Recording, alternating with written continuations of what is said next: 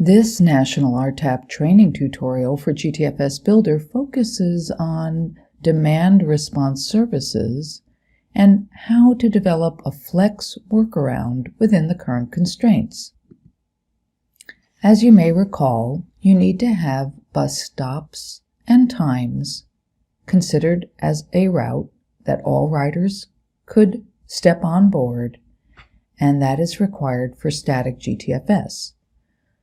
If we're going to use continuous pickup and drop-off, you will also add a shape layer. This agency has on-demand dial-a-ride service.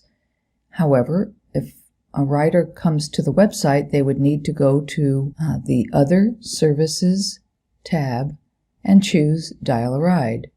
And then once they look that over, they would have a chance to understand from this description where the dial-a-ride service operates, as well as any surcharges and timeline for calling in for a pickup.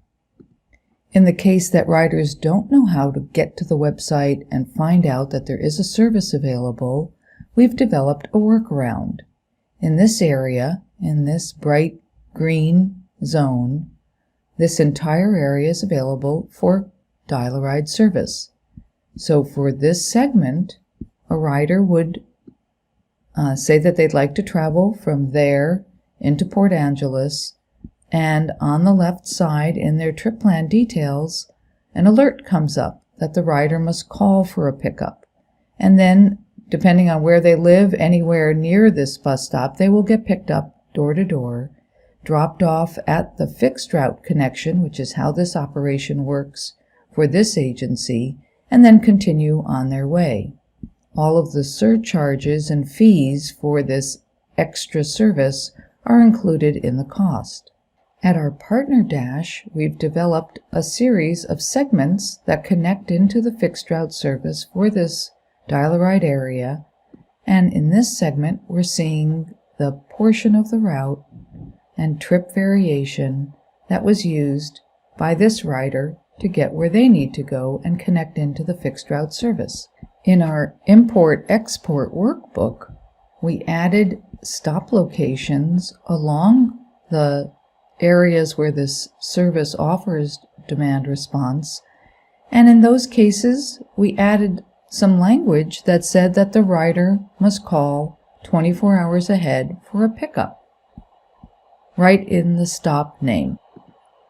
This is inside of our Stops tab. In our Routes tab, we would name our route, our dial-a-ride service, or whatever its name is, connect it back to the website where that description of the service area is, issue it a color if we'd like, then identify that the entire route is continuous pickup or continuous drop-off.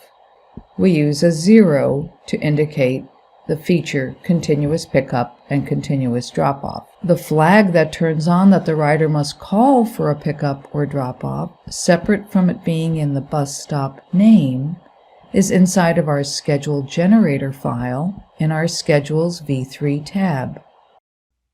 We have some data options within continuous pickup and continuous drop-off. The flag inside of our Schedules workbook Pickup Type 2 is what we see in the trip plan where the rider must call for a pickup. That passenger must call is triggered by this number 2. In the continuous pickup and continuous drop-off, if the rider does not need to call in and it's known that riders will be standing in safe locations along the side of the road, a 0 could be used. If the rider must call in for a pickup, we will use number 2 in our continuous pickup and continuous drop-off. If we cannot allow a continuous pickup or drop-off in a particular segment, we would leave that blank. And so this allows you to have a freeway portion of your trip, in-town portion where there's continuous pickup and a call needed, and a 0 is used if no call to dispatch is needed for a pickup.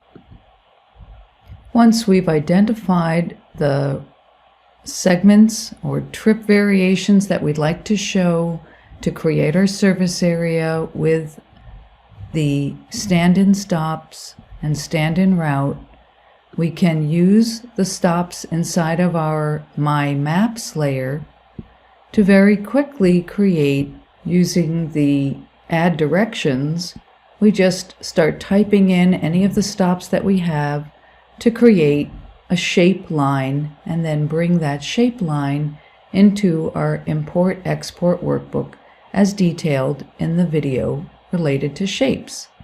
We could choose to build this service area out in segments, each as separate trips, and these variations go into our schedules workbook just as we've created other trip groups in our schedules V3 tab. We'd like to show you another example of how the on-demand Flex workaround is working for a community in Washington, where they offer a fixed route trip at certain times of the day, and no call is needed. When the rider learns about this trip, they just show up on the bus stop. There are no alerts. However, in the middle of the day, starting at about 8 o'clock or 8:15, they then offer an on-demand service, and that the rider must call for a pickup. And while it doesn't say it needs to be 24 hours ahead, in this case the agency will accommodate as best they can any trip requests. And now the rider is aware that there's a fixed route service at certain times of the day, and then a flex service throughout a portion of the rest of the day. While it would be ideal that GTFS Flex is fully implemented, until that time we believe that the demand response service using our Flex workaround is possible. You would identify one route. Think about your trips to the senior center for senior meals when you have those aggregate meals, or a trip to the store. You might have a shopper trip that you offer within your demand response Flex service that often happens each week at a regular interval. You would identify those safe stop locations as well as the times that you are offering that service.